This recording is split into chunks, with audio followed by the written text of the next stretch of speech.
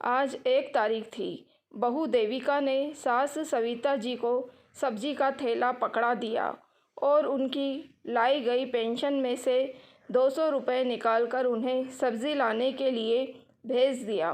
बेचारी 70 वर्षीय सरिता जी हर महीने की 1 तारीख को इसी तरह कभी सब्जी लेने, कभी परचून का सामान लेने, तो कभी कोई और काम करने निकलती है, क्योंकि इसी दिन उनकी पेंशन आता है। पेंशन भी कितनी, 3,500, जिसकी आस उनकी बहू को पूरे महीने रहती है।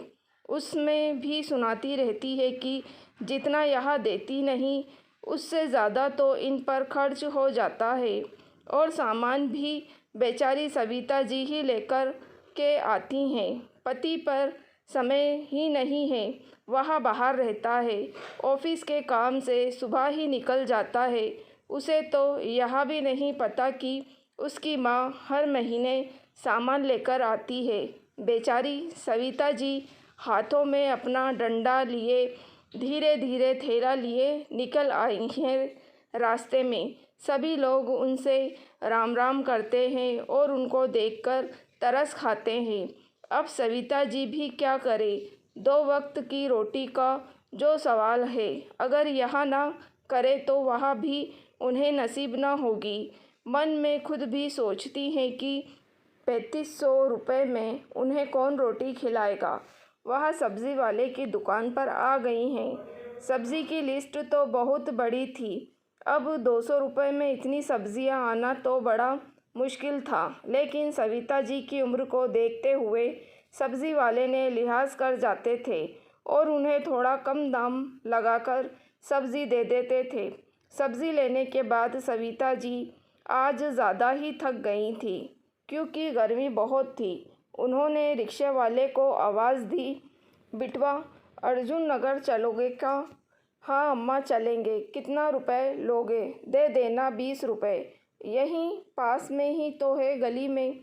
10 रुपये ले लेना। ठीक है अम्मा, तुम कहती हो तो ले लूँगा।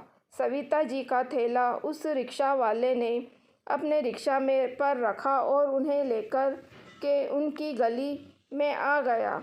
बहू देविका ने आज ऊपर बालकनी से ही सविता जी को रिक्शे पर आते हुए देख लिया। अब वो तो आग बबूला हो गई। जैसे ही सविता जी अंदर आई, वहाँ हाँफ रही थी। आकर के वहीं गेट के पास बैठ गई। ले आई सब्जी आपके ठाट बाट, अभी भी नहीं गए। 3500 रुपये रुपल्ली देती हैं, उसमें भी यह रिक्शा से आती हैं। दूर ही कितना है बाज़ार? 10 रुपये की 10 कम की दूरी नहीं, उसमें भी रिक्शा करना पड़ गया। कितने फूंक आई रिक्शा वाले पर। बहू ज़्यादा नहीं, बस 10 रुपये लिए उसने। बहुत हार गई थी और वज़न भी बहुत हो गया था सामान का। अब नहीं उठाया जाता है वज़न। 10 साल से तो मैं ही लेती आ रही हूँ सामान। अब तू बता देना, 1 घंटे के बाद किराने वाले से भी सामान लेकर आऊँगी। अब आप रहने ही दीजिए, फिर रिक्शा करके आ जाएंगी, और रिक्शा करके आएंगी तो आप तो मुझे उल्टा देंगी। आपको पता भी है आप पर कितना खर्च होता है। सविता जी अपनी साड़ी के पल्लू से अपने आंसू पोंछने लगी। भूख भी बहुत लग रही थी। बोली, बहू खाना बन गया हो तो खाना मिलेगा? बैठी रहिए, 1 घंटे बाद मिलेगा। पहले यहाँ सब्ज़ी रख लूँ। 1 घंटे के बाद खाना आया। उसमें सूखी आलू की सब्ज़ी और 2 रोटी। रोटी भी घी नहीं लगा था, जबकि सभी परिवार वाले घी लगाकर ही रोटियां खाते थे, सिवाय सविता जी के, और दही का भी स्वाद लेते थे। लेकिन मजाल है, आज तक सविता जी की थाली में कभी दही आया हो। बेचारी किसी तरह से आलू को मसोड़ कर उसमें रोटी को अच्छी तरीके से दबाकर रोटी खाती हैं कि पेट तो भरना ही है, अगर जीना है तो। किसी तरह उन्होंने पानी की घूंट के साथ रोटी ख़त्म की और अपने कमरे में आकर खाट पर लेट गई।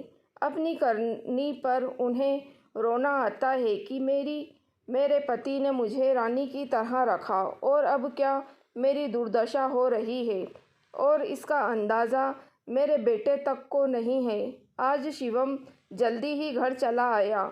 अम्मा पर देविका चिल्लाने में लगी थी। ठंडा पानी पिएगी, अच्छा खाना खाएगी, सामान लेने जाएगी तो रिक्शा से आएगी, 3500 लेकर के आती है, उसमें इनका खर्चा मुझसे नहीं होगा। आज से आपको जो 2 टाइम की रोटी मिलती है वह भी 1 टाइम की ही मिलेगी। आप समझ लीजिए, खाना हो तो खाइए, नहीं तो आप कहीं भी जा सकती हैं। शिवम यह सुनकर तो जैसे भूत बन गया।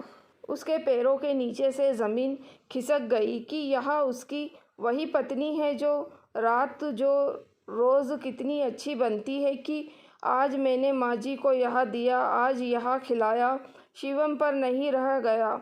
वह सीधा अंदर आया। उसने माँ सविता जी को उठाया और रोते हुए उन्हें अपने गले से लगा लिया। माँ, तुम्हारी यह हालत में नहीं देख सकता। देविका, तुम अपने घर जा सकती हो। तुम्हारे लिए इस घर के दरवाजे हमेशा के लिए बंद है।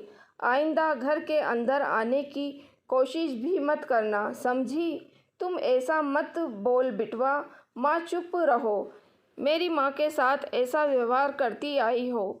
मैं कैसा बेटा हूँ जो अपनी माँ के साथ इतना अत्याचार होता हुआ देखता रहा और समझ भी ना पाया। माँ, पापा भी मुझे माफ़ नहीं कर पाएंगे। देविका तो जैसे सन पड़ गई, शिवम के पैरों में पड़ गई। तुम भी इतना ज़्यादा कमाकर नहीं लाते हो। अगर उनकी भी पेंशन नहीं लूँगी तो कहाँ जाती? मैं तुम्हारे लिए कमाकर ला रहा हूँ ना। मुझे तो लगा कि माँ अपनी पेंशन को इकट्ठा करके रख रही है कि उन्हें कभी उनके लिए काम ही आ जाएगी। मुझे क्या पता था कि हर महीने तुम उनकी पेंशन को सफाचट कर देती हो। निकल जाओ मेरे घर से। देविका चिल्लाती रही, लेकिन शिवम ने उसकी एक न सुनी। उसने शाम को ही वकील को बुलाकर तलाक के कागज़ तैयार करने को कह दिया। दोस्तों, अगर आपको कहानी पसंद आई है तो प्लीज़ आप मेरे चैनल वॉइस ऑफ नीलोफर को सब्सक्राइब ज़रूर कीजिएगा और मेरी वीडियो को लाइक और शेयर भी ज़रूर कीजिएगा। Thank you for watching.